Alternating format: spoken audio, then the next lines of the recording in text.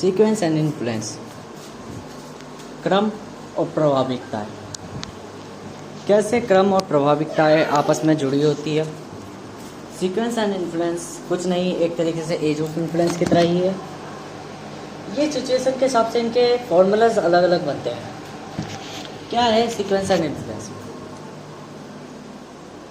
Sequence and influence जैसे every situation के हिसाब से अगर हम देखें तो सीक्वेंस एंड इन्फ्लुएंस ये भी होता है कब किसी को किस क्रम में बात करो कि वो प्रभावित हो जाए, कब कौन सी बात कब रखनी है कि वो प्रभावित हो जाए। ये है future predictment of sequence and influence. ठीक है, वहीं पीढ़ी दर पीढ़ी में जी रहा हूँ, ज़िंदगी जी रहा हूँ।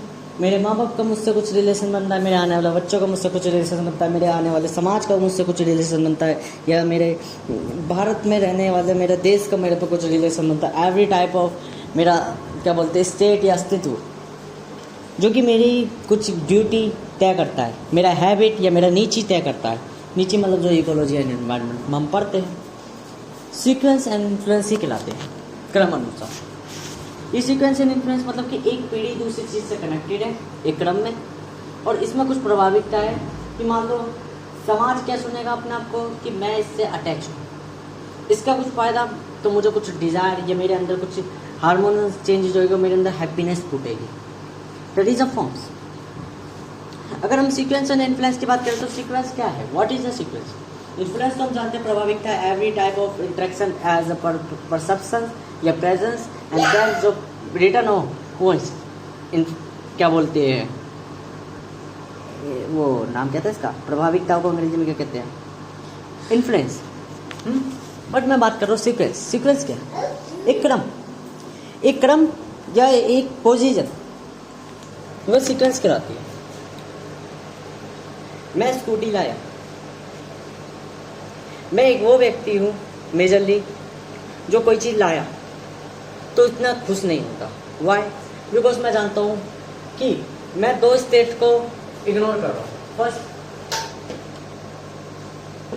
फर्स्ट स्टेट हो गई जो मैं इग्नोर कर रहा हूँ, पहली स्टेट है इग्नोरेंस की कि मैंने कही थी कि मैं चीज़ों में प्रभावित, तो मैं ट्रैप पे नहीं हो सकूँगा। एक मैथमेटिशियन की गुड थिंग होती है मेरे साथ, यह सोच होती है कि कभी भी वो ट्रैप में पसंद नहीं करता, लूप और इन्फिनिटी से बिल्कुल दूर रहता है, परंतु वो पैटर्न को एनालाइज करना बहुत पसंद करता है। एवरी टाइम वो ऑब्जर्व करता है चीज़ों को और देखता है what is the pattern. Pattern क्या है? ठीक है, पैटर्न कुछ नहीं, पैटर्न ये है मैं हूँ और मेरी परिस्थिति है, अगर दोनों मैच हो रही है यही पैटर्न है। एक ऐसा सीक्वेंस जो कि बिल्कुल करेक्ट हो। फिर सीक्वेंस क्या होता है? सीक्वेंस मतलब रिपीटेशन। किसी भी चीज़ की रिपीटेशन हो रही है, किसी भी पैटर्न का रिपीट हो रहा है तो वो पैटर्न की इंटेंसिटी हाई होएगी।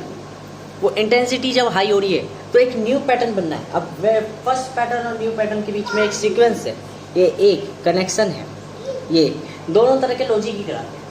पैटर्न भी एक तरीके से के लॉजिक ही है, लॉजिकली स्टेटमेंट है, पर सीक्वेंस एक लॉजिक है। पैटर्न एक लॉजिकल स्टेटमेंट है और सीक्वेंस एक लॉजिक है। लॉजिक रिपीट करता है अपने आप को, फैक्ट जो रिपीट होता है, और देन न्यू फैक्ट क्रिएट होता है। और लॉजिक क्रिएट नहीं होता बल्कि लॉजिक पहले से प्रस्तुत होता है, ये हमारे परसेप्शंस पे तय होता है। एवरी टाइम हम पैटर्न को थिंक करेंगे, पैटर्न मैच करेंगे और एक सीक्वेंस बनाएंगे, एक रिपीटेशन बनाएंगे, एक लूप को अंडरस्टैंड करेंगे। लूप ज़्यादातर सीक्वेंशियल चलता है मेजरली। अब ये जो सारी चीज़ें लूप सीक्वेंस, ये सारी चीज़ें ये सब कंसिस्टेंसी में आते हैं। कंसिस्टेंसी क्या है? एक लॉ ऑफ नेचर, लगातार किसी चीज़ को करते जाना, लगातार प्रभाव डालते चले जाना। सीक्वेंस और इन्फ्लुएंस भी यही कहलाता है। कंसिस्टेंसी कुछ नहीं है, एक सीक्वेंस ही कहलाता है। सीक्वेंशियल टर्म में चलते चले जाना, अपने आप को रिपीट करते चले जाना, लगातार प्रयास करते चले जाना, एवरी टाइम कुछ ना कुछ मेक करते चले जाना, ये लगातार ही कंसिस्टेंसी कहलाती है। फिर कंटिन्यूटी क्या कहलाती है? विदाउट ब्रेक एक सादृश हो। क्या ये प्योर सादृश होता है? नहीं, हम इसे मान लेते हैं। सपोज कर लो मैंने कहा ये बॉल बिल्कुल प्लेन है, इसमें एक भी गैप नहीं है, तो ये मेरी आंखों के लिए बिन छिद्र वाली है, परंतु इसमें छिद्र है, इसमें होल्स है। मैं कह रहा हूँ इन एटम्स के बीच में गैप नहीं है, बिकॉज मेरी आँख उनके बीच में गैप नहीं देख पा रही, परंतु रियलिटी में उसमें गैप हो सकता है। यही है परसेप्शंस के खेल में कि कब कोई चीज़ परफेक्ट बन जाती है। परफेक्ट केवल हमारे परसेप्शन से बन जाती है जब हम कहते हैं कि ये चीज़ इतनी है, इतनी है। क्या और प्रोडक्टिव हो सकती है? हो सकता है उसकी लिमिट यहीं तक हो, वो और प्रोडक्टिव नहीं हो सकती। या प्रोडक्टिव होगी तो हो सकता है वो प्रोडक्टिवनेस कहने को वो परफेक्ट है तभी कहलाए जब रिग्रेसिव हो। क्या होगी रिग्रेसिव? परफेक्ट कैसे कहलाती है? परफेक्ट का मीनिंग होता है कंप्लीट। मैं अपनी बॉडी के लिए कंप्लीट हूँ, पर जरूरी तो नहीं कि मैं हवा में भी उड़ने लग जाऊँगा। मैं हूँ तो कंप्लीट, मैं हूँ तो परफेक्ट। मेरे पे हाथ है, मेरे पे पैर है, मेरे पे चलने के लिए दिमाग है, एवरी चीज़ है मेरे पे, बट मैं उड़ नहीं सकता। तो क्या मैं परफेक्ट नहीं हूँ?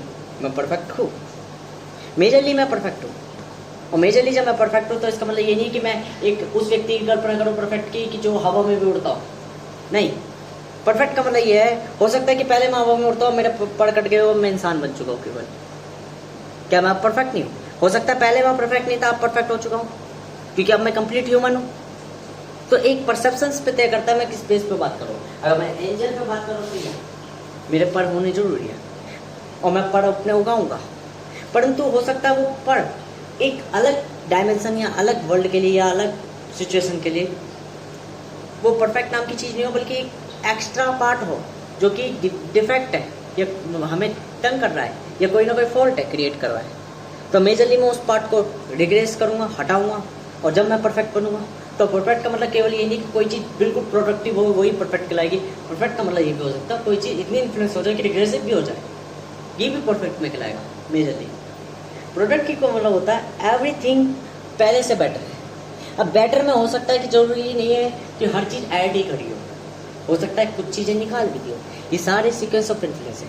पूरी दुनिया, पूरा ब्रह्मांड चलता तो सीक्वेंस एंड इन्फ्लुएंस में ही है। सीक्वेंस और इन्फ्लुएंस का मतलब ये है प्रभाविकताओं से चलता है पूरा ब्रह्मांड। हर ब्रह्मांड की एक कल्पना है कि मैं ही सत्य हूँ, ये प्रभाविकता है कि उसको लगता है कि मैं रियल हूँ, पर रियलिटी में वो रियल नहीं होता। हर चीज़ एक दूसरे से जुड़ी हुई है, पर हकीकत में कोई चीज़ किसी से जुड़ी नहीं है। वाई?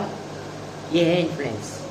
हर चीज़ किसी से कनेक्शन है, पर चीज़ें हकीकत में बिखरी हुई है। हर कोई ऐसे ही चल रहा है, पर ये सीक्वेंसी उनको एक लिविंग बीइंग बना देता है, जिससे हम कह सकते हैं कि हाँ nature is the living, nature जिंदा है।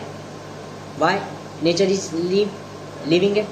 बिकॉज नेचर ऑलवेज थिंक करता है, ऑलवेज आपके अंदर मेक करता है। आपने कई बार देखा होगा कई जनों की same personality, same think, same चेहरा, कैसे, हाउ इट्स पॉसिबल? तो हमें वहाँ समझ में आता है कि नेचर का खेल है। और ये नेचर फिर जब इतनी सारे खेल कर रहा है तो मतलब ये लिविंग है, क्योंकि खेल तो एक इंसान ही खेल सकता है, लिविंग बीइंग ही खेल सकता है, जीवित प्राणी ही खेल सकता है मेजरली। तो हमें समझ में आता है आपस में चीज़ें जब कनेक्टेड है तो वो किसके बेस पे कनेक्टेड है? एक सीक्वेंस बेस पे। सीक्वेंस का मतलब अपने आप में ये है क्रम, चीज़ें अपने आप ही क्रमानुसार आ गई। और इन्फ्लुएंस का मतलब ये है चीज़ें अपने आप ही प्रभावित हो गई। तो ये अपने आप होने वाले खेल है, यही है sequence and influence. Sequence and influence में पूरी दुनिया सिचुएशंस पे चलती है। एवरी टाइप ऑफ सिचुएशन पे कुछ ना कुछ प्ले एक्ट होगा, कुछ ना कुछ मेक होगा, कुछ ना कुछ क्रिएट होगा, कुछ ना कुछ बिल्ड होगा। बिल्ड होगा, लगातार चलता रहेगा, लगातार चलेगा, देन कुछ और नया क्रिएट होगा, समय बदलेगा। तो एवरी टाइप सिचुएशन चेंज होगी। तो कंडीशंस में क्या क्या कहलाएगी? इन्फ्लुएंस। इन्फ्लुएंस कुछ नहीं है, कंडीशन ही है। क्या कंडीशन है? कि चीज़ें आपस में प्रभावित होती है। इन्फ्लुएंस क्या? सबसे बड़ी समस्या है व्यक्ति की। जिस व्यक्ति ने इन्फ्लुएंस होना छोड़ दिया, जिस व्यक्ति ने प्रभावित होना छोड़ दिया, वो कॉन्क्यूर कर लेगा पूरे वर्ल्ड को। जिस व्यक्ति ने प्रभावित होना छोड़ दिया, जिस व्यक्ति ने चीज़ों से इन्फ्लुएंस होना छोड़ दिया, वो वॉचर बन जाएगा, अथा outside the world and entire the control the world. स्वयं और अहम, क्रिएटर एंड ऑपरेटर, रचयिता और कर्ता, ये पक्ष जो होते हैं ये प्रभावित होते हैं। कंट्रोलर प्रभावित नहीं होता, प्रभावित करता है। वॉचर प्रभाविकताओं से दूर रहता है। इन्फ्लुएंस मतलब एवरी टाइम जब हम इन्फ्लुएंस होएगी किसी न किसी डायमेंशन में, किसी न किसी ट्रैप में, किसी न किसी लूप में फंसेंगे। आप ये देख लो, कहीं ना कहीं आप जाओगे काम करने तो लोग आपको क्या क्या पैसा का लालच देंगे, सारी ये प्रभाविकता है।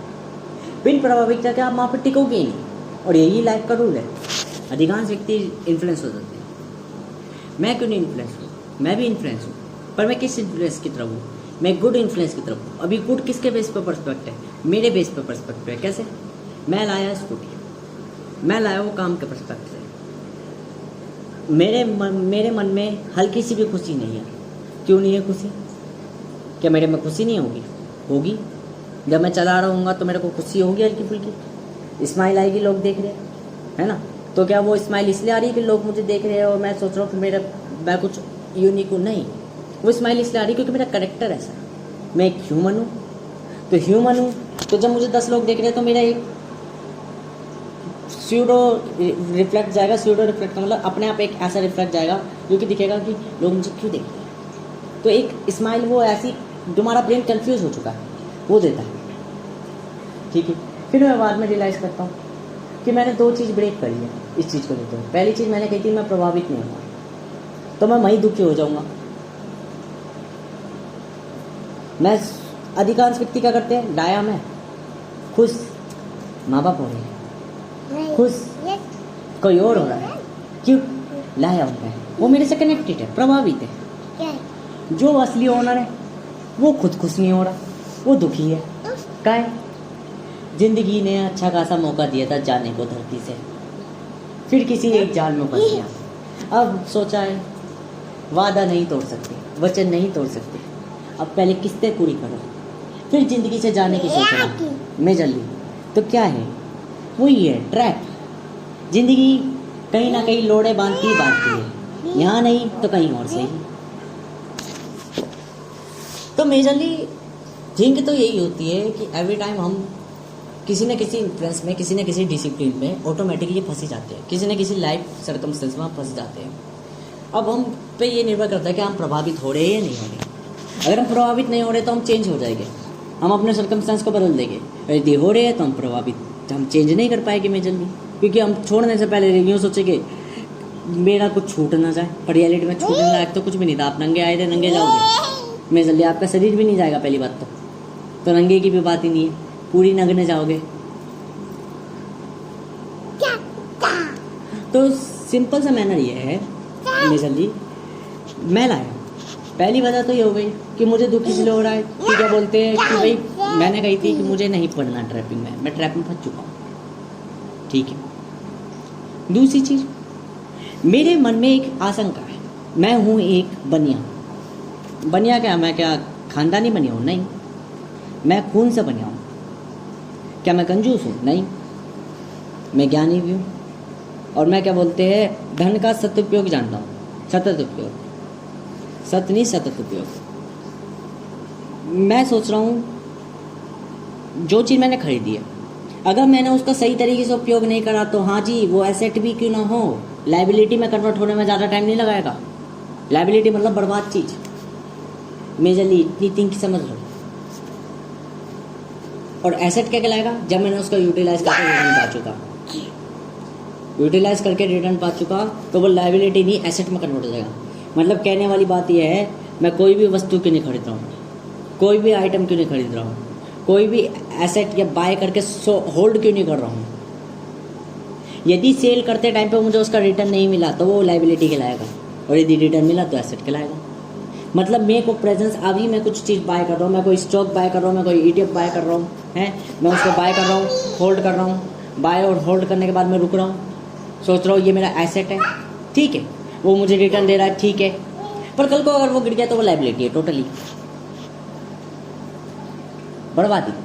तो क्या मैं लाइबिलिटी से डरूं कि नहीं वो है ये? नहीं, लाइबिलिटी कुछ नहीं होती। लाइबिलिटी होती है जो चीज़ जा चुकी वो जा चुकी, अभी भी प्रेजेंट पे टाइम है, ना तुम पे उधार है ना कोई वो है। तुम नई चीज़ें बना सकते हो, नई चीज़ें बाय कर सकते हो, नई चीज़ें होल्ड कर सकते हो, नई चीज़ें सेल कर सकते हो, न्यू एसेट्स बना के न्यू लाइफ को जी सकते हो। ये कहने वाली बात है। अभी उम्र है 17 साल की, 17 साल की उम्र में बना लोगे पीक लेवल है। 40 साल की उम्र में भी अगर आ जाएगी तो बना लोगे 50 साल तक के, 10 साल तब भी है। कहने वाली बात है कि 20 साल का हूँ, 20 से 30 के साल जो 10 साल हो गए वो बहुत लंबे होते हैं, कि उस व्यक्ति में केओस होता है, हर चीज़ करने में पीक लेवल होती है। 40 के बाद शरीर ठाकने लग जाता है।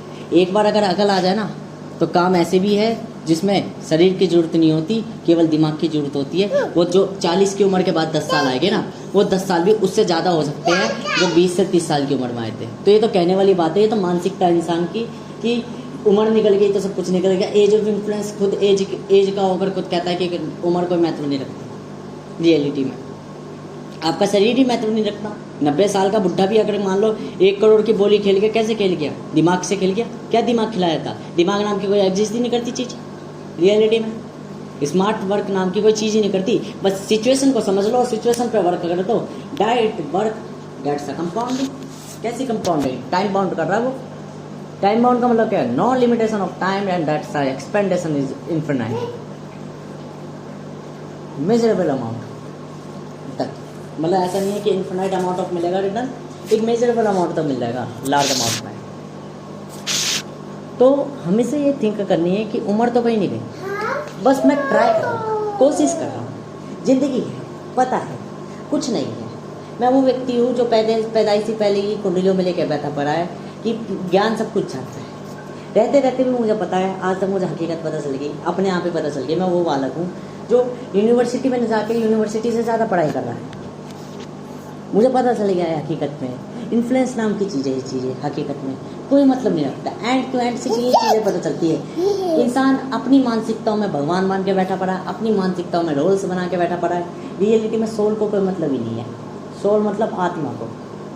आत्मा कुछ नहीं देख रही। आत्मा केवल ये जानती है तुम मुझे पहचान लो, मैं कौन हूँ। और रियलिटी में बस यही एक प्रश्न पूछने वाली है आत्मा। वो ये प्रश्न क्यों पूछ रही है? कभी बहुत चिंतन आता है कि भाई मैं फिलोसोफर हूँ, मैं कुछ क्यों पूछता हूँ हु आई एम।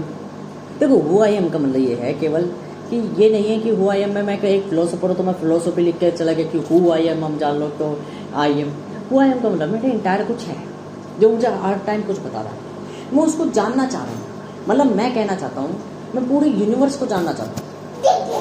मैं एक क्यूरियस बंदा हूँ, क्यूरियस थिंक हूँ, और मैं थिंक कर रहा हूँ कि एवरीथिंग मैं जानूँ, एवरीथिंग में कुछ पहचानूँ। ये मेरी आइडेंटिटी है, ये मेरा यूनिवर्स है। मैं चाहता हूँ कि मैं एक्सप्लोर करूँ, मैं चाहता हूँ कि मैं चीज़ें देखूँ। अब हो सकता है कि कोई व्यक्ति कहे मुझे चांद पे जाके ही चीज़ें समझ में आएगी, कोई व्यक्ति कहे मुझे धरती में रह के कूड़े के बीच में भी समझ में आ जाए। क्यों? परसेप्शंस का खेल। आपकी आत्मा जितनी इन्फ्लुएंस होगी वो चीज़ों को उतना कम सीखेगी। हाँ जी, इन्फ्लुएंस आपको लिमिट बांधता है और अधिकांश व्यक्ति सोचते हैं कि इन्फ्लुएंस उसकी लिमिट तोड़ता है। रियलिटी में इन्फ्लुएंस उसकी लिमिट बांधता है, क्योंकि जब वो अपने शरीर को भारी दुनिया को छोड़ देगा तो वो आंतरिक में सब कुछ जान लेगा।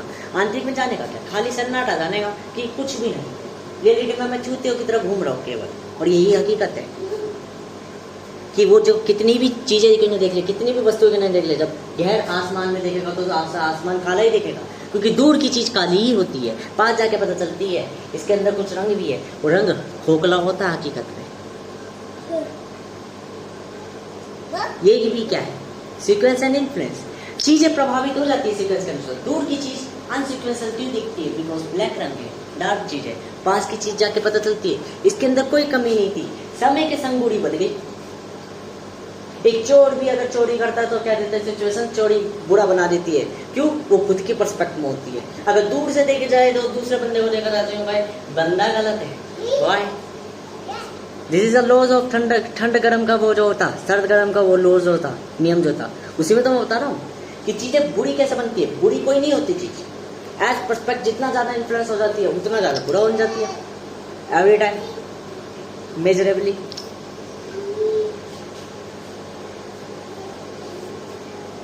तो मुझे दुखी सिर्फ एक चीज़ में, कहने को मैं एक मनी ओरिएंटेड पर्सन हूँ, तो मैं यूँ सोचता हूँ कि मैं कोई चीज़ लाया हूँ तो वो एक एसेट हो पास की।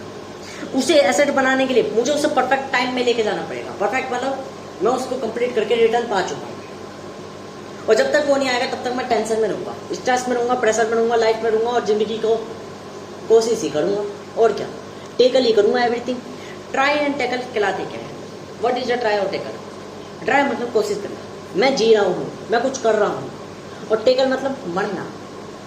ये सिचुएशन आई, मुझसे नहीं हो पाएगा, कोई दिक्कत नहीं, छोड़ दो।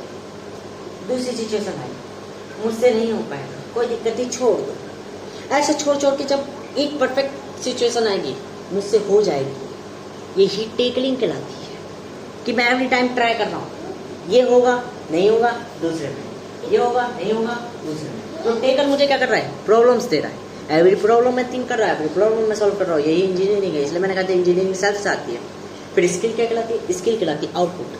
What is output? क्या है आउटपुट? मतलब कि मैंने कहा मैंने सिलाई की मशीन बना दी, सुई बना दी, धागा पिड़ो, धागा ये रहा और ये लो कपड़ा सिल गया।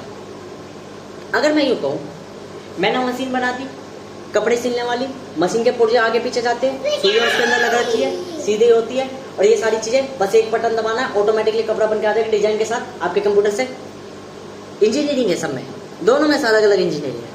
मैंने कहा एक जगह कपड़ा बन रहा है हाथों से, ये तुरपाई की सुई है, तुरपाई की स्किल जो सीख लेगा ना उसको कपड़ा बुनना आ जाएगा। मशीन चलाना जो सीख लेगा ना उसका कपड़ा ऑटोमेटिकली उसकी इंडस्ट्री चल जाएगी। ये क्या है, सारी की सारी स्किल्स है, क्योंकि इनका आउटपुट एक है, अब पर्टिकुलर आउटकम मिल रहा है एक इंजीनियरिंग से। तो जहाँ एक इंजीनियरिंग है, इसलिए मैं कहता हूँ इंजीनियरिंग कभी भी सेल्फ से आती है ना कि दूसरों से। इंजीनियरिंग खुद से आती है। इंजीनियरिंग का मतलब क्या है, थिंकिंग करना।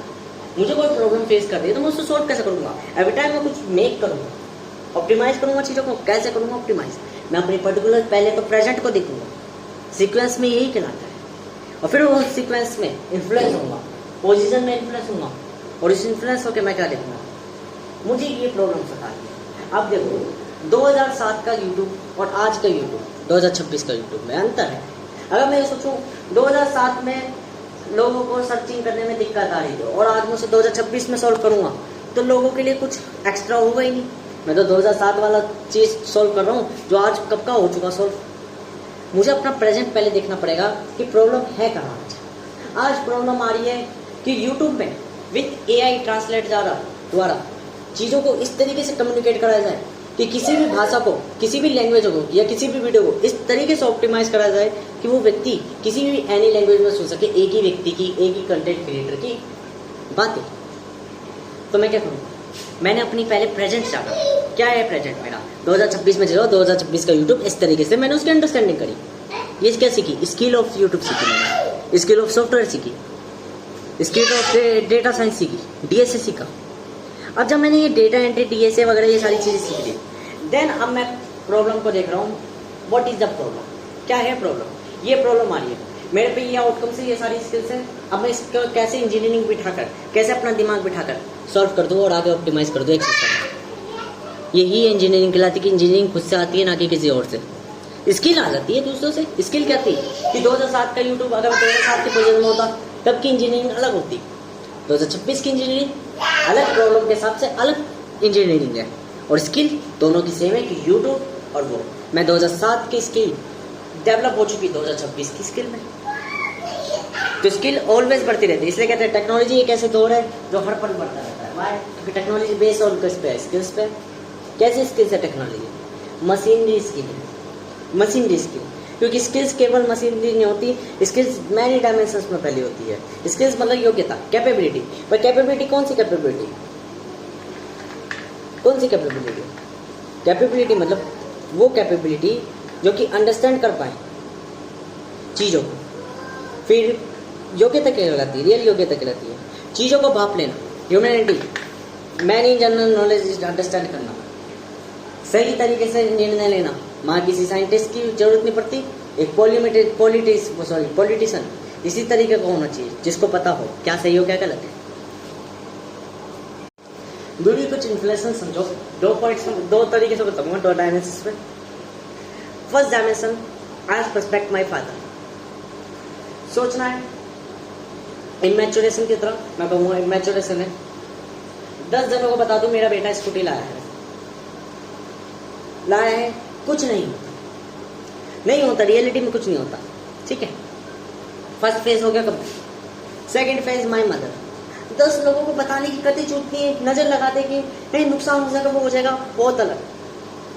अब आ गया मैं, लिमिटेशन स्टेटमेंट। मैं कह रहा हूँ देखो किसी को फालतू बताने की जरूरत है नहीं, बोल भी मैं भी इन्फ्लुएंस में रहा हूँ, प्रभाविकताओं में बोल रहा हूँ, क्योंकि मेरी लैंग्वेज ऐसी होगी अपने माँ बाप के साथ। बदतमीज हूँ, नालायक, पर कोई दिक्कत नहीं। नालायकता कभी कभार जगहों के हिसाब से चलती है, ये भी एक सीक्वेंस है, ठीक है। सीक्वेंस जो वर्क करे सर्कमस्टेंस पे, ये भी एक सिचुएशन है कि मैंने कहा फालतू किसी को बताने की जरूरत है नहीं कि गाओ। दूसरी चीज, मैंने जब अपनी मम्मी से कहा, मैंने कहा देखो कोई मैटर नहीं करता, मैं 10 लोगों के सामने स्कूटी यूँ कह दूंगा मेरी, कोई नजर नहीं लगा सकता। अब मैंने दोनों जगहों में क्या करा, सही जगह पे सही बातें नहीं बोली, तो रिजेक्ट ऑप्शंस भी कैसे आएंगे। व्यक्ति ये सोचेगा मैं अपनी फेंक रहा हूँ, व्यक्ति क्या सोचेगा, व्यक्ति मूर्ख है। हकीकत में क्या है, मेजरली मुझे बोलना था कि देखो कोई फर्क नहीं पड़ता, किसी को अगर पता भी चल जाए तो कोई दिक्कत नहीं। क्यों नहीं दिक्कत है, देखो मेजरली आप ये समझ लो, दिक्कत इसलिए नहीं है, मैंने बतानी लोगों को इसलिए छोड़ दी। मैं काम करता हूँ, 1.5 महीने पहले मैं बुक करके आया स्कूटी, उन लोगों तक को नहीं पता कि स्कूटी मैंने बुक कर दी, जहाँ मैं काम करता हूँ, जहाँ के लिए मैं लेकर आ रहा हूँ स्कूटी।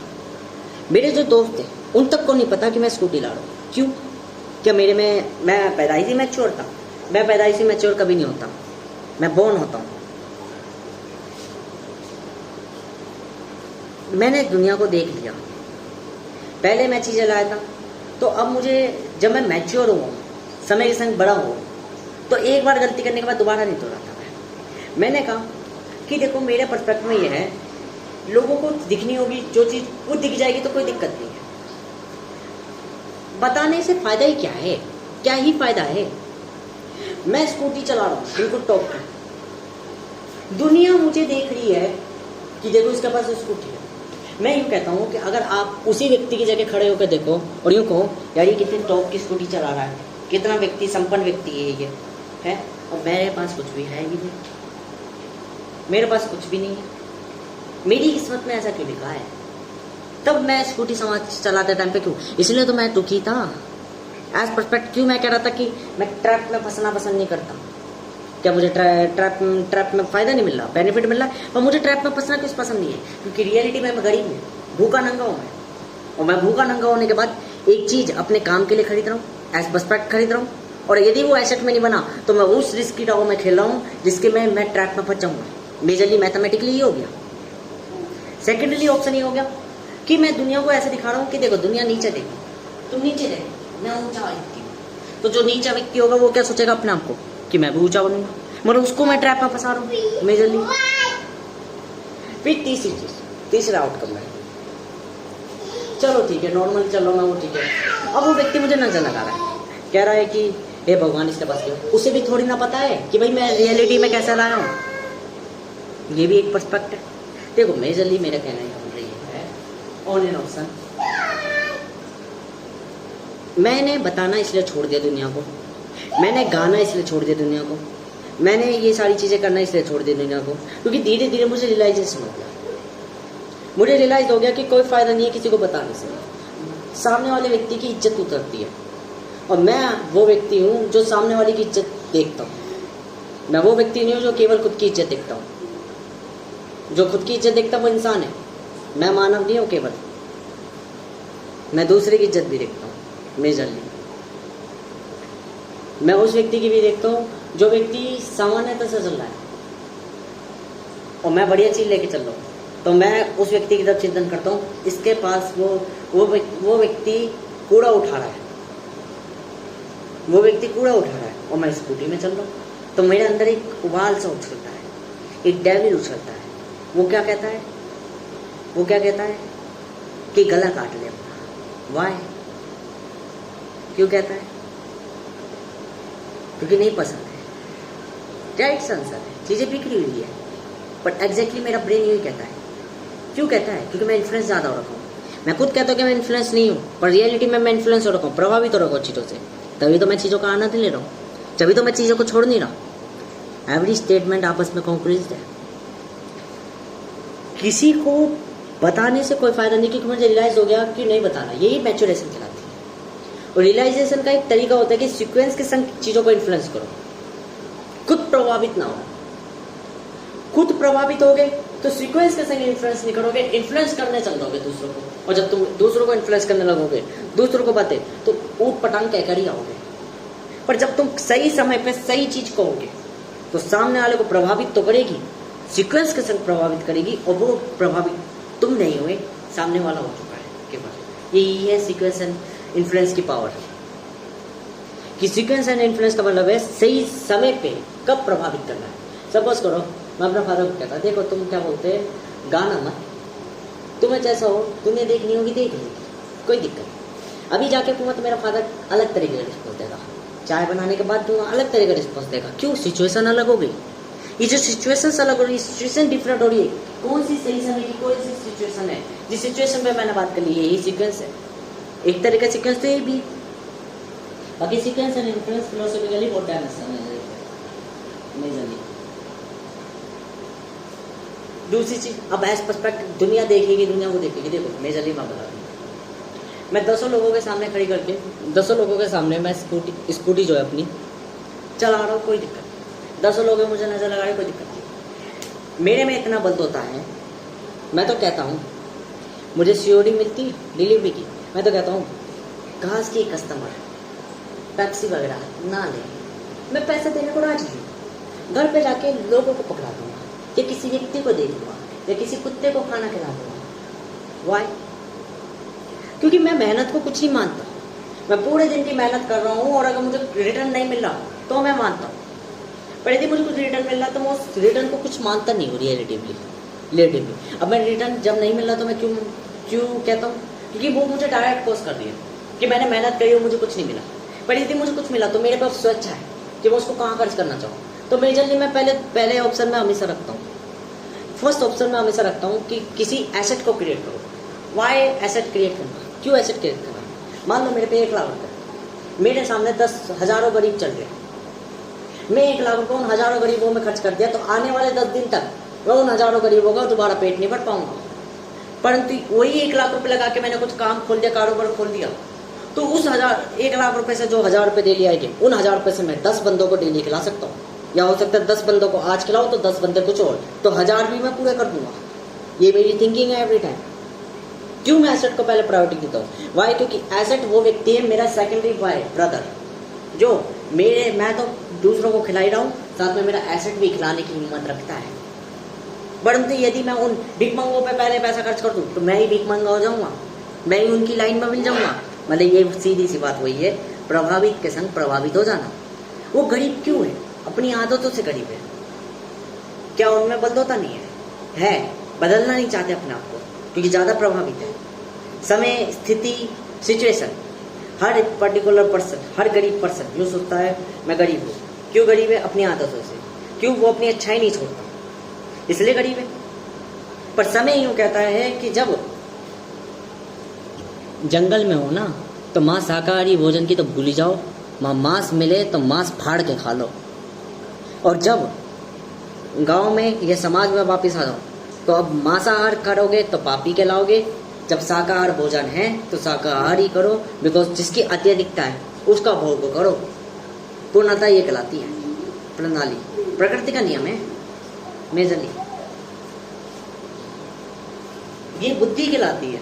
समय के संग बदल गई, स्थिति के अनुसार बदल गई, और यही अकल कहलाती है कि अकलमंद व्यक्ति जानता है जंगल में हूं तो मांस फाड़ के खाऊंगा, और अगर समाज में हूं तो अपना सामान्य भोजन खाऊंगा। समतल। अत्यधिक व्यक्ति प्रभावित हो जाते, मांसाहारी क्या बन गए, अब तो मांस ही चल रहा है जिंदगी में। शाकाहारी क्या है, अब तो जीवन को कोई भी प्राण है, प्राण त्याग देंगे पर मांस नहीं खाएंगे। तो सिचुएशन बदल देगी, प्रकृति नियम नहीं मानती ना। बेजली ये आपको समझना आना चाहिए। तो यही मैं कहना चाहता हूँ। अगर मैं इमोशंस, इसलिए कहते हैं इमोशन पे ज्यादा मत रखो। समय के संग मैच्योर व्यक्ति इमोशंस खो देता है। वाई खो देता है? क्योंकि रियलाइज हो जाता है कि दिख जो रहा है वो दिखने लायक है ही नहीं, हमारा तो काटा जा रहा है एवरी टाइम।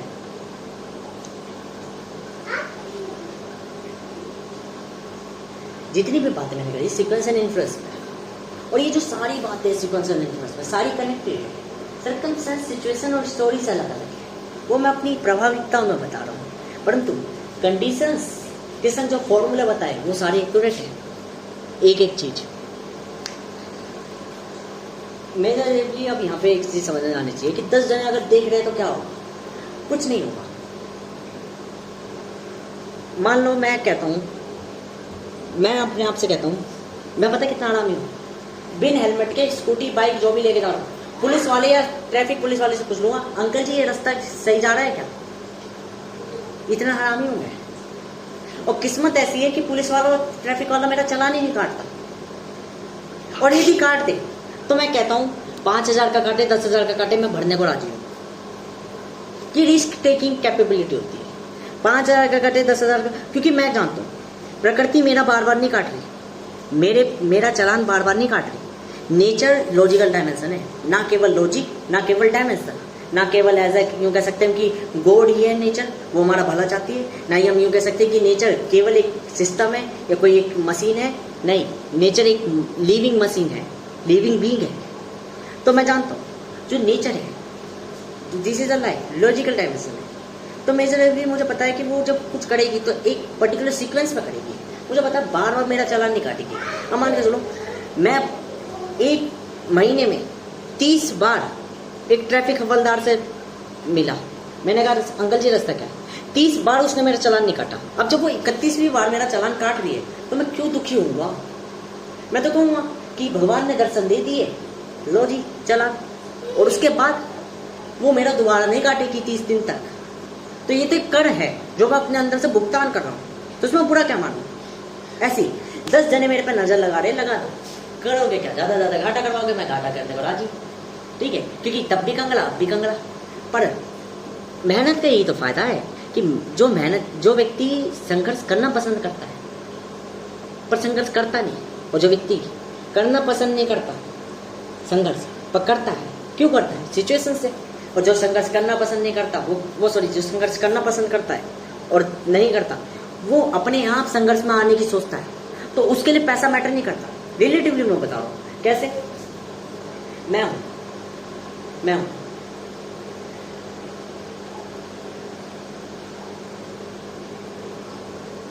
हूं मेरे पास पैसा नहीं है, मैं मेहनत करता हूँ, पैसा कमाता हूँ, तो मैं किसी को दान देने से पहले, अगर मैंने किसी को दान दी थी, वो एक चीज बता दूँ, मैं चीज खाता हूँ, चिप्स कुरकुरे ये सारी चीजें खाता हूँ। कितनी खाता हूँ? पूरे दिन में मैक्सिमम टू मैक्सिमम 30 रुपए की। तो मैं कहता हूँ खा लिया ना लाया, 30 रुपए की चीज खा ली।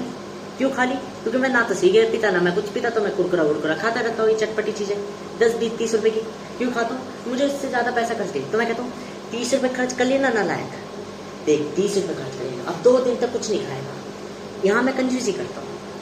यदि मैंने रास्ते में गया, एक बार तो ध्यान है मुझे, मैं फटी चप्पल पहन के चल रहा, मैं सोचा यार मुझे पापा ने पैसे दिए थे चप्पल के, वो पैसे का ही था। 2 दिन बाद मुझे याद आ रहा, मैंने बच्चों को टीचर डे के दिन पेन बांट दिए थे। दान करने के टाइम पे मैं भूल जाता हूँ पैसा। मैंने किसी को पैसे दिया, दान कर दिया, 200 दियो, 1000 दियो, 500 दियो, मेरे को गिनना नहीं मेजर। पर अगर मैंने खुद पे 30 रुपए भी खर्च करिए, मैंने कहा यार 30 रुपए खर्च करिए, अब 2 दिन तक नहीं खाऊंगा चीज़, बाहर का नहीं खाऊंगा, इन 30 रुपए को रिकवर करूंगा, कवर आउट करूंगा। ऐसी एसेट काम करता है मेजरली। आपने कोई एसेट खरीदा जो 10 दिन बाद काम आना है, तो 10 दिन तक जो है वो लाइबिलिटी की तरह बोझ बना रहेगा मेजरली। 10 दिन बाद वो जाके रिकवर होगा। कैसे? मैंने 250 रुपए की एक सीओडी थी जो कैंसिल होनी थी, पर मैंने 40 रुपए बचाने के लिए वो 250 रुपए की ले ली। पर मैंने अब तक कमाए कितने थे? सिर्फ एक ही ऑर्डर पे 30 रुपए। तो अब तक जो 250 रुपए कवर होंगे, मान लो 10 ऑर्डर पे कवर होंगे, तो 10 ऑर्डर जब तक कवर नहीं होंगे, वो एसेट मेरा कवर आउट नहीं होगा, वो बैकअप मेरा, वो रिटर्न मेरा कवर आउट नहीं होगा, वो लोन मेरा कवर आउट नहीं होगा। ये कहलाती लाइबिलिटी, टोटल लाइबिलिटी कहलाती है। तो ये पावर लाइबिलिटी जो कि कर पे कर चढ़ाती चली जाती है, लोन मेजर। ये ध्यान रखना चाहिए कि क्या है, हम अपना टाइम देखते हैं। कंसिस्टेंसी भी इसी चीज को डिलीवर करती है। क्या डिलीवर करती है? डिलीवर मतलब कि खत्म करती है कंसिस्टेंसी। कंसिस्टेंसी भी इसलिए कहती है, देखो तुम्हारी बॉडी है, तुम्हारी बॉडी परफेक्ट है, तुम्हारी बॉडी मस्कुलर है, तुम्हारी बॉडी बिल्कुल स्ट्रेंथेबल है, पर तू तुम्हारी बॉडी कह रही है, देखो तुमने नादानी करी, तुम्हारी बॉडी वापस रिग्रेट हो गई। रिग्रेट मतलब दुखी हो गई, दुखी मतलब रिग्रेसिव हो गई, वापस डल गई, ठीक है। अब उसको उसी स्टेट को वापस कवर आउट करने के लिए कुछ दिन चाहिए, 15 दिन। यदि तुम 15 दिन तक कंसिस्टेंट रहते हो तो तुम्हारी बॉडी वापस रिकवर हो जाएगी, तुम्हारी बॉडी वापस मस्कुलर दिखने लग जाएगी। फिर 15 दिन वो रहते हो, तो ये लाइफ है। कंसिस्टेंसी इज नॉट अ क्या बोलते हैं part of the continuity, consistency is the life. ये डिसिप्लिन चलता रहेगा ऊपर नीचे एवरी टाइम। और जो मोड या जो सपोज करो मैं आपको स्टॉक मार्केट बता देता हूँ, एक ट्रक चल रहा, मैं पीछे स्कूटी या बाइक लेके चल रहा, ट्रक था स्पीड बिल्कुल हाई फाई था, भगाड़ा 40 की स्पीड में, मैं भी 60 की स्पीड में भगाड़ा बाइक। अब बस वाले ने लगाया ब्रेक, मैंने भी लगा दिया ब्रेक 60 की स्पीड में, ठीक है। अब ट्रक वाले दिन मैं बगल में लेना क्या रास्ता है पर ट्रक वाला मुझे जाने नहीं दे रहा। क्यों नहीं जाने दे रहा? जैसे उधर ले लेता। ये है रिस्क की दवा। 3 ऑप्शन है। फर्स्ट कल्टी मार के सीधा 80 की स्पीड में आगे लेता हूँ, रिस्क हाई। अगर गया तो बिल्कुल boost, portfolio up, scenario is down, मतलब सिनेरियो इज टॉप। परंतु यदि बस वाले ने ठोक दिया तो पूरा स्टॉक, पूरी कैपिटल डाउन। मॉडरेट चला, बस वाले के संग 40 की स्पीड में चलता गया। समय के संग पैसा कमा लिया, यहाँ समय बॉन हो चुका। एक तो ट्रक 10 की स्पीड में चल रहा है क्योंकि ट्रैफिक है। अब मैं या तो वो रास्ता बदल दूं। हाँ जी, एक ट्रक की फिलोसफी स्टॉक मार्केट भी सिखाती है। जब ही तो कहता हूं मैं वो बच्चा हूं जो यूनिवर्सिटी ना जाके, मैं वो बच्चा हूं जो ट्रेन के फर्स्ट क्लास में ना बैठ के जनरल में बैठना पसंद करता, बिकॉज जनरल में 10 चीजें ज्यादा सीख लेगा अंकलों से। और फर्स्ट क्लास वाला खाली बैठे हो। पर मैं ऐसा भी नहीं कहता कि मैं फर्स्ट क्लास को डिनाई करता। फर्स्ट क्लास कभी कभार, मैं कहता हूँ ना, 9 दिन अनफेवरेबल, 1 दिन फेवरेबल। अगर मेरा डेली का वो है तो मैं 9 दिन जनरल में बैठूंगा, 1 दिन जाके फर्स्ट क्लास में बैठ दूंगा, जिस दिन मैं ऑब्जर्व करूंगा चीजों को। मैंने सीखा क्या जनरल से, ठीक है, मेजरली खुद से। तो ये चीज है। कहने को मैं एक आइसोलेटेड व्यक्ति हूँ, अकेला रहना पसंद करता हूँ, पर एब्सोल्युटली से बात है, मैं समाज में इसलिए आता हूँ ताकि चीजें और सीख सकूँ। सीख कर वापिस चले जाता हूँ, और क्या, भागने में मैं टाइम नहीं लगाता। तो मेजरली मैंने क्या करा, धीरे धीरे चलता रहा जाता हूँ। तो उसके संग रोड पार कर लिया, मेरा स्टॉक भी अप रेट पर पहुंच गया, मेरे पैसे मिल गए, पर टाइम गया। या मैंने स्टॉक ही चेंज कर दिया, मैंने किसी और ट्रक के पीछे पड़ गया, वो ट्रक मुझे फुल स्टॉक बना रहा है, ठीक है। अब ये होगी स्टॉक मार्केट की अलग फिलोसफी। मेजरली मेरे को बात करनी थी कि देखो पनौती क्या है। कोई भी मेरा कितना भी कोई घाटा क्यों ना करे, मुझे पता है एसेट मैं क्रिएट करता हूँ। मेजरली मैं गरीबों पे पैसा इसलिए खर्च नहीं करता शुरुआत में, क्योंकि मेरा मानना ये है पहले उसका एसेट बना दो, एसेट से तुम कर दोगे। और ये भी एक ट्रैप है। अधिकांश व्यक्ति क्या होता है, हम गरीबों का भला करेंगे, एसेट बनाने चल देते हैं, एसेट ही एसेट बनाए जा रहे। पहले 10,000 की बनाई, फिर लाख की बनाई, फिर करोड़ की बनाई, फिर अरब की बनाई। गरीब आएगा, आज नहीं कल आएगा, कल नहीं परसों आएगा, तरसों आएगा। अरे भूतनी के क्यों उसकी राह में चल रहा है, अपना खुद का कमा ले।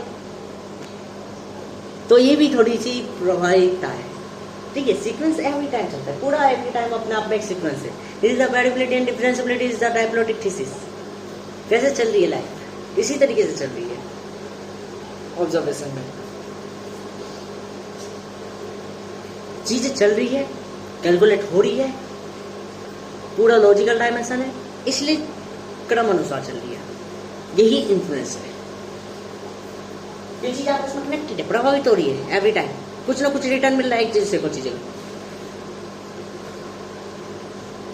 किसी को मैंने दिया और ये मेरी ट्रेड है।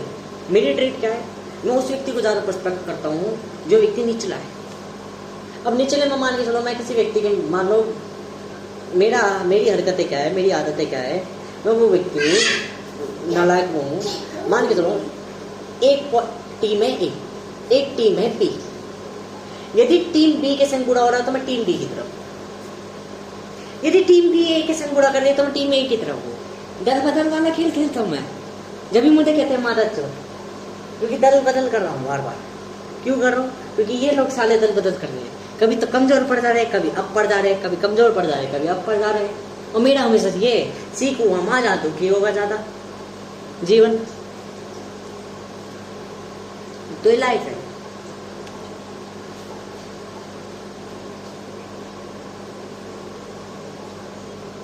मेजरली जो मुझे बतानी थी इस वीडियो को एंड करने के टाइम पे, तो कोई मैं कंफ्यूज हो गया था। कंफ्यूज कब होते, जब हम ज्यादा चीजों से इन्फ्लुएंस हो जाते और अपनी स्टोरी को बहुत डीप तक ले जाते। डीप तक ले जाने मतलब ये नहीं कि बिल्कुल डेप्थ में बिल्कुल बेटरली समझा रहे हम।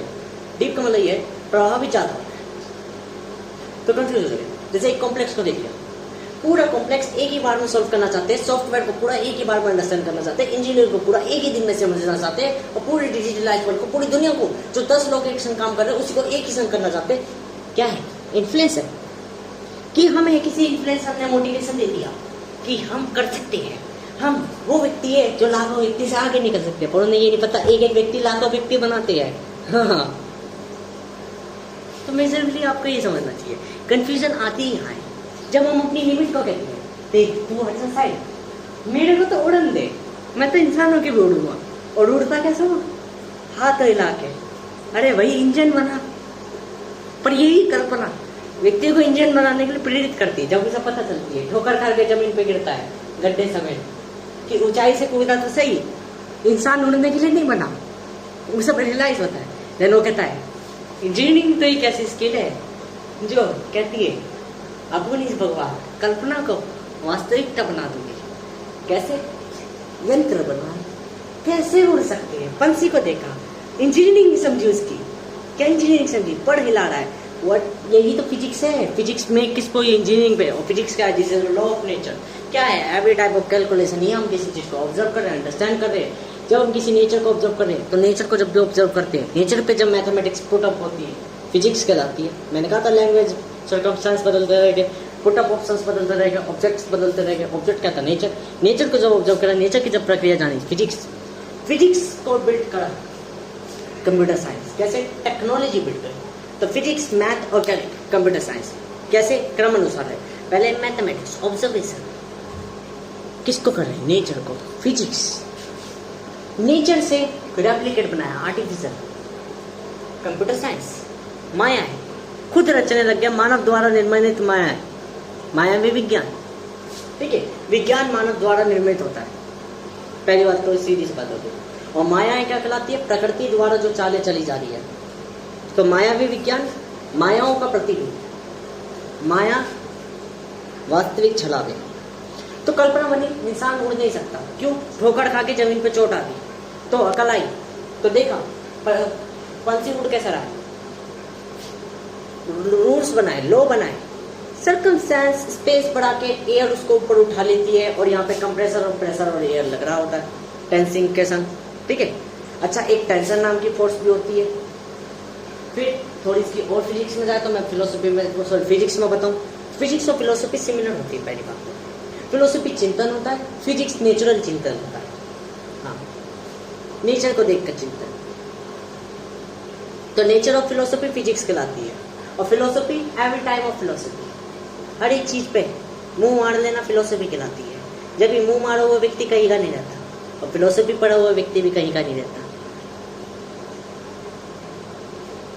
तो मेजरली ये थिंक होती है कि देखो परिंदा उड़ रहा है, कैसे उड़ रहा है, वेट, स्ट्रक्चर। अब इसको एयर उड़ा के चले गया। तो देखो पहले परिंदा या जो भी पक्षी है बूस्ट मार रहा है। बूस्ट कैसे मार रहा है, बहुत तेजी से वो कर रहा है, रैपिडली एयर को कॉन्ट्रैक्ट कर रहा है, ताकि एयर लो प्रेशर क्रिएट और हाई प्रेशर। पहले सिंपल लॉज बनाए, high pressure low player air surface बनने के बाद है चीजें बियॉन्ड कैसे तैरती है, किस तरीके से सरफेस बनने के बाद एयर हल्की हो जाती है, किस तरीके से वेट को लिफ्ट कर लेते हैं, किस तरीके से ढांचा बन जाता है, किस तरीके से क्या बोलते हैं एवरी टाइप ऑफ बॉडी एक टाइप की फिगर ऑफ इंजीनियरिंग बनाती है। फिगर ऑफ इंजीनियरिंग करके बिल्ड होती है पूरा स्ट्रक्चर, और वो स्ट्रक्चर एक मोटर फंक्शन पे चलेगा, वर्क करेगा। और ये मोटर फंक्शन क्या करेगी, फोर्स को डायरेक्शन देगी। ये डायरेक्शन क्या हो जाएगी, कन्वर्ट हो जाएगी पूरी बॉडी में। बॉडी को कैसे इंप्लीमेंट कर देगी, एयर के ऊपर, एयर के ऊपर लो प्रेशर टू एयर थर्म प्रेशर, और थ्रस्ट नाम की यहाँ पे प्रेशर्स बन जाते हैं। ये थ्रस्ट क्या है, किसी भी चीज को अपलिफ्ट करना प्रेशर बाय फोर्स के द्वारा अपलिफ्ट, ये थ्रस्ट कहलाता है। हाँ, फोर्स बाय एरिया को प्रेशर को थ्रस्ट कहते हैं। जब एयर को कॉन्ट्रैक्ट करके लो प्रेशर जनरेट करते हैं, हाई प्रेशर में किस तरीके से वर्क करेगी और लो प्रेशर वाली चीज उठने लग जाती है, यही थ्रस्ट कहलाता है। इंजन में से बहुत तेज गैस निकालना और इंजन रैपिडली मूव होता है, वाई थ्रस्ट कहलाता है। बिकॉज एयर के पार्टिकल पीछे चले गए, आगे पार्टिकल है नहीं, तो आगे वाली चीज क्या कहेगी, पार्टिकल दो हमें। वैक्यूम में तो वैक्यूम खींचता क्यों है, वाई वैक्यूम खींचता है, क्योंकि पीछे के पार्टिकल जा रहे हैं, आगे के पार्टिकल बुला रही है कि चलो पार्टिकल हो। खाली जगह पे चीजें आ जाती है ना, पानी फेंका ग्रेविटी से आ जाती है, वो ग्रेविटी से क्यों आ रही है, यहीं पर अगर टल पड़ा होता तो क्यों, कोई इनफोर्स दे रही है। जब इनफोर्स है नहीं तो हर चीज फ्रीली मूव करती है। यही चीज है कि एयर पार्टिकल मूव कर रहे हैं, लो प्रेशर क्रिएट हो रहा है ऑटोमेटिकली। ये डीपली है। मेजरली हम यहाँ थिंक करते हैं, एक एक ऑपरेशन को लगा के हम चीजें बनाते हैं। इंजीनियरिंग यही कहलाती है, लॉजिक विद टाइम, समय के संग एक एक लॉजिक मैच करते चले जाते हैं। बनाई कल्पना, ये है कंफ्यूजन। कंफ्यूजन हुई, कंफ्यूजन से प्रॉब्लम बनी, प्रॉब्लम को फेस करा, इंजीनियरिंग लगाई, और इंजीनियरिंग लगाने के बाद सॉल्व वाइज एक मेथड क्या बोलते हैं वो बनाया, एप्लीकेशन बनाई, वो एप्लीकेशन किस बेस पर बनी, एक स्किल के बेस पर बनी, वो स्किल ही, वो इंजीनियरिंग ही दूसरे जने सीख लेके और यही इंजीनियर्स कहलाएंगे। इन्वेंटर इंजीनियरिंग जानता है, इंजीनियर्स स्किल्स पर वर्क करते हैं, ठीक है। रियल इंजीनियरिंग और फेक इंजीनियरिंग में ये अंतर हो जाता है। वो फेक नहीं है, फेक नाम की चीज कोई गलत नहीं है। कोई व्यक्ति कहे तुम फेक हो, फेक नहीं है, तुमसे ज्यादा बेटर काम कर रहा है, क्योंकि कहने वाला खुद फेक होगा। और फेक नाम की मैंने कही ना, नालायक और लायक में अंतर क्या है, पर्टिकुलर चीज का लायक हो, बाकी चीज तो नालायक। तो हम व्यक्ति ऐसे ही है, कीड़े मकोड़े। अब आती है रियलाइजेशन। रियलाइजेशन क्या लाता है, सपोज सिचुएशंस बताता हूँ, एक सिचुएशन बता दो बिल्कुल लाइफ प्रैक्टिकल। मेरे मामा को मेरी मामी कह रही बहुत दिनों से सिगरेट छोड़ दो, सिगरेट छोड़ दो, सिगरेट छोड़ दो, सिगरेट छोड़ दो, नहीं छोड़ी। मामी चलेगी अपने घर, मामा ने रियलाइज करा बात को आके, बीड़ी पीनी चालू कर दी, वगैरह वगैरह चीजें चालू कर दी, धीरे धीरे सिगरेट कम कर दी। Why, this is the realization. किसी भी व्यक्ति को रियलाइज का अगर तुमने करा दिया तो वो अपने आप को चेंज कर देगा, क्योंकि तुमने उसको इन्फ्लुएंस कर दिया। कैसे करा, सीक्वेंस पे इन्फ्लुएंस करा, सही समय पे सही मौके पे तो वो चौका मार दिया, बस यही है sequence and influence. Sequence and influence.